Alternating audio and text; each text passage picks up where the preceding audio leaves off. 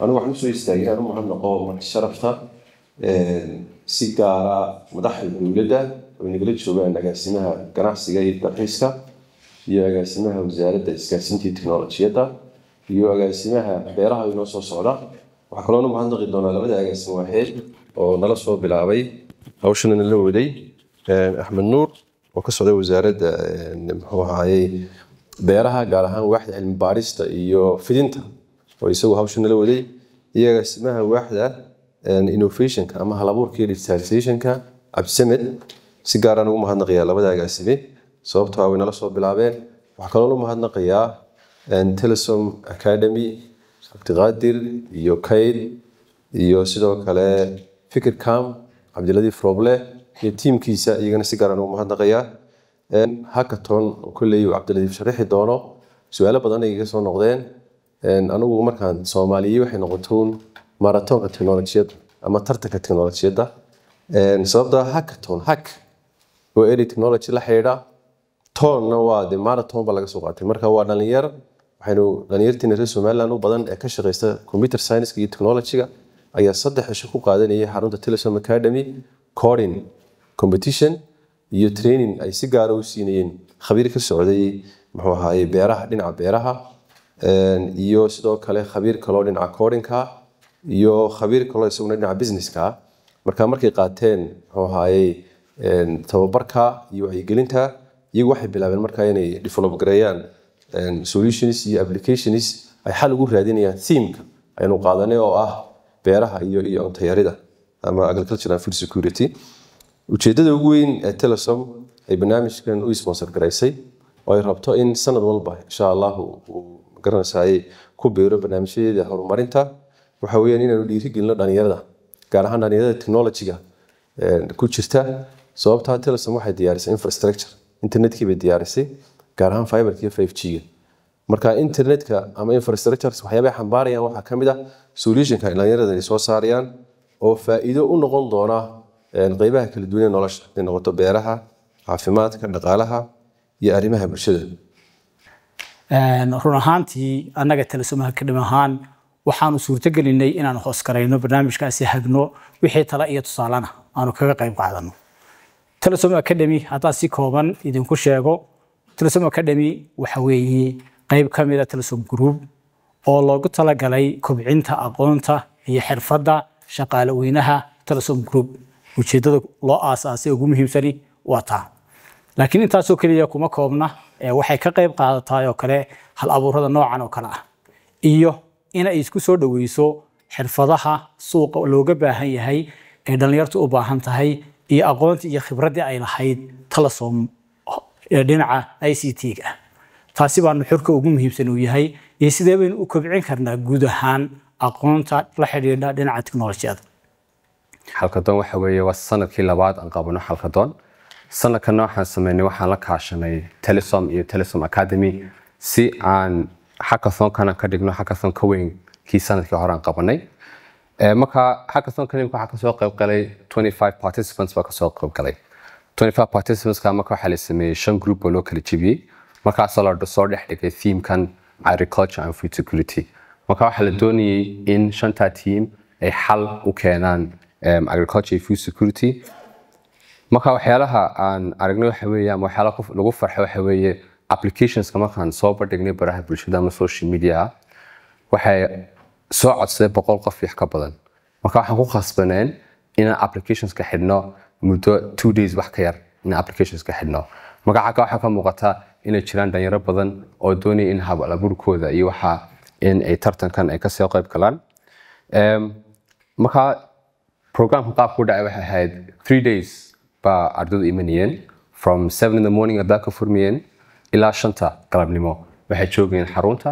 oo way code gareynayaan ama way collaborate gareynayaan meeshana cuntooda iyo refreshmentka iyo haadana waa lagu siinayay waxa aan markan theme-ka dooranay anu khaasatan waxaan ka warsanaa maadaama agriculture food security yahay oo dhalinyarada technology yihiin qaabkay yani fikirka oo la iman lahaayeen laakiin shayga aragno waxa weeye wallahi hada imika idima sheegi karo afkaarta imika soo bandhigi doonaan laakiin waxa ku jira afkaar cajiib ah ku jira oo waxa arkay maalmahan ay 3 cisho ardaydu joogeen in ardayda qaar ay research iyagu baxeen oo wasaaradda beerta oo kale beeraha tegeen oo research soo sameeyeen iyo waxa kale jiray tiimo iyagu khaas isku soo urursaday shantii galabnimo wixii ka dambeeyay iyaga isku iman jiro oo iyaga fikri jiro soo diyaarin jiray application-kooda marka aad iyo aad baan u soo dhaweynayaa barnaamijkan waliba wuxuu inaga anfici waxaan rajaynayaa inuu meelo badan aynu gaarsiino barnaamijkan xalka doon hadday tahay caafimaadka oo haddii aan xal caafimaadka loo helin dhibaatooyinka caafimaad ee jira xanuunada faafaa ay dabarada goosanayaan ay ka mid tahay dhaqaale xumadii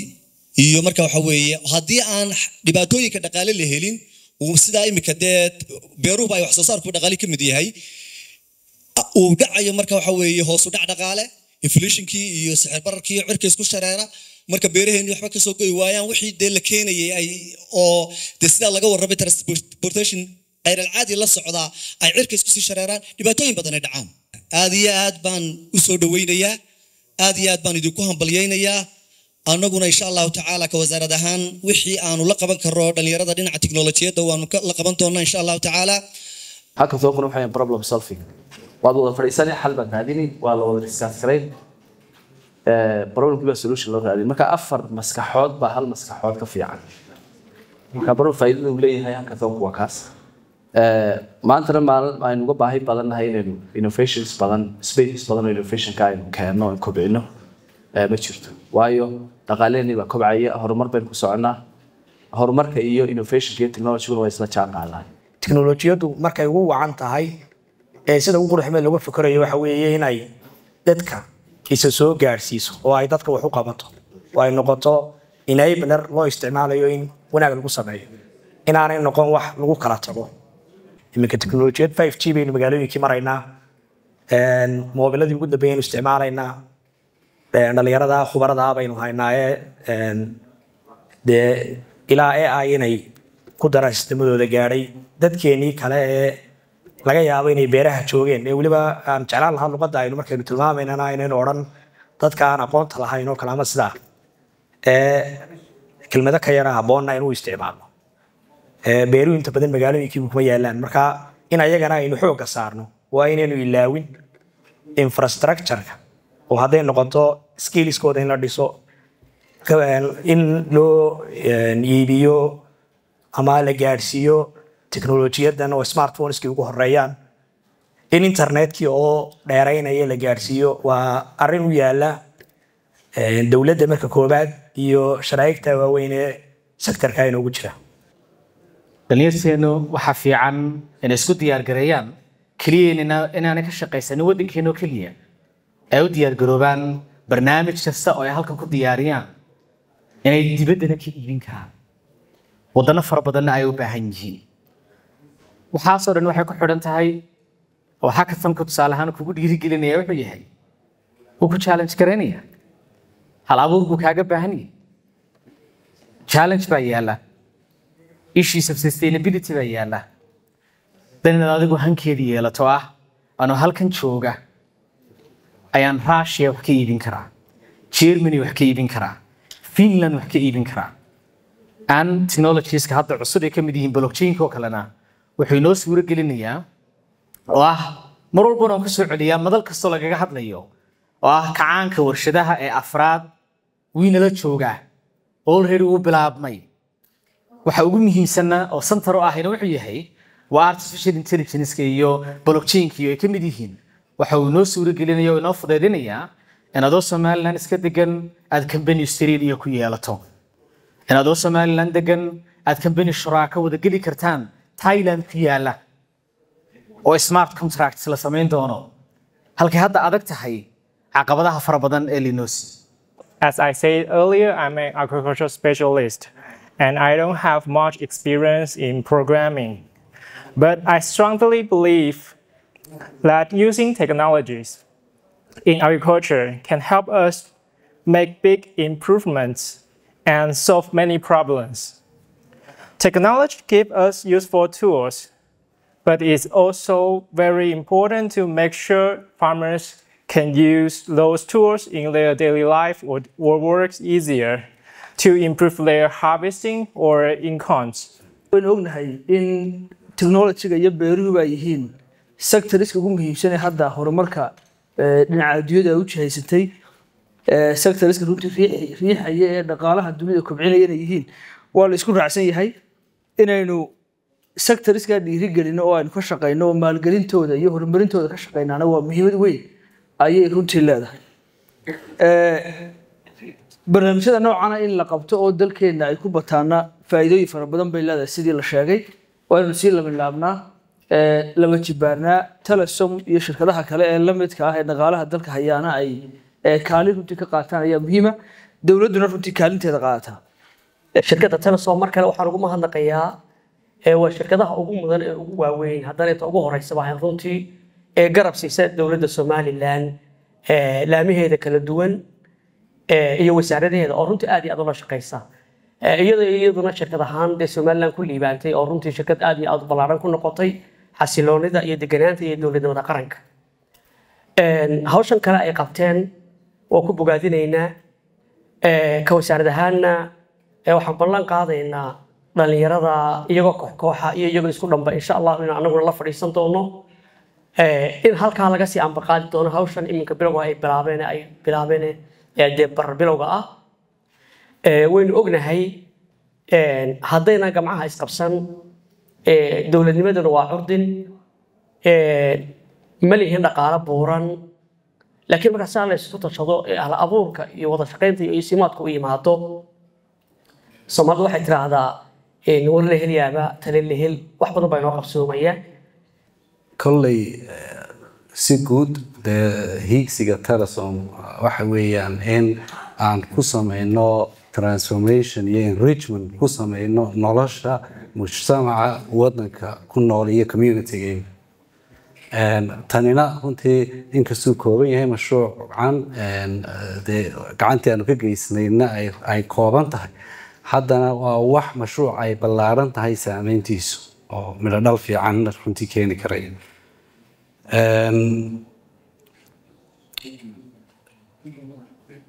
hal inaynu raadino runtii inaynu arrimaha noocana joogtayna muhiimad bay noo tahay dhalinyaraduna adduunka oo dhan waa meelaha fikirka laga keeno waxaa laga yaabaa nin professora inuu meel fadhiyo inuu PhD student haysto studentkaasi uu xal raadinayo xalkaasna lagu dabaqayo real world oo la isticmaalayo xalkii ay keeneen ardaydaas ardaydanu ay tahay meelaha ay saameynta kaga leeyihiin in hab socodka nolosha mujtamaca ay ku nool yihiin wax ka bedelkiisa sida wax uga bedeli lahaayeen ay saameyn ballaaran ku leeyihiin aad waxa ay farxad gelinaya maanta de waxaynu ka hadalnay agriculture kolley waxaa kale u baahanay waa educationkii inaynu ka hadalno oo iyadana xal loo raadiyo sidaynu usii horumarin karayna halkan ay maanta taagan tahay waxaynu ugu xigay inaynu ka hadalno iyadana waxaana yidhaahdaan caafimaadka waa cid walba oo ka warhaysa dhibaatada inaga haysta caafimaadka iyo challengeska taagan iyagana sidan oo kale in runtii inta la fadhiisto aan raadino xalal ku habboon maxaan keeni karayna ma madnin ilaahay maskax mina siiyey haddii aynu isku tashanno aynu raadino xalka inaga degaan ahaan inoogu habboon kolley iyadana waxa soo gelaysa dee xaggii shaqo abuurka iyo employmentka iyada lafteeda inaynu keenno barnaamijyada caynkan iyo dhiirigelintani waxay keenaysaa in dhallinyaradeenu iyagoo halkan jooga oo wadanka ka bixin ay ka shaqayn karayaan kambaniyo dibadaha ka abuuran marka laga tago kuwa gudaheena kuweenana horumarin marka in runtii dhiirigelin xaggaana aynu ka samayno marka intaasoo xal ayayna sugayo ummad ahaan ama public sector ha ahaado ama private sector ha ahaado ama individual ha ahaado inaynu dadkeena isku nimaadno aynu xalal ka raadino aynu xalal waara runtii aynu ka raadino muhiimad bay inoo tahay aad baan runtii ugu faraxsanahay inaan ka soo qayb galay xaflad dhalinyaradu badanaa imika dee tiktoka lagu badan yahay social media lagu badan yahay waxyaabo aan manfac lahayn baa inta badan laga hadlaya laakiin kani weji ka duwan ayuu bixiyey runtii oo sawir ka duwan ayuu maanta ina siinayaan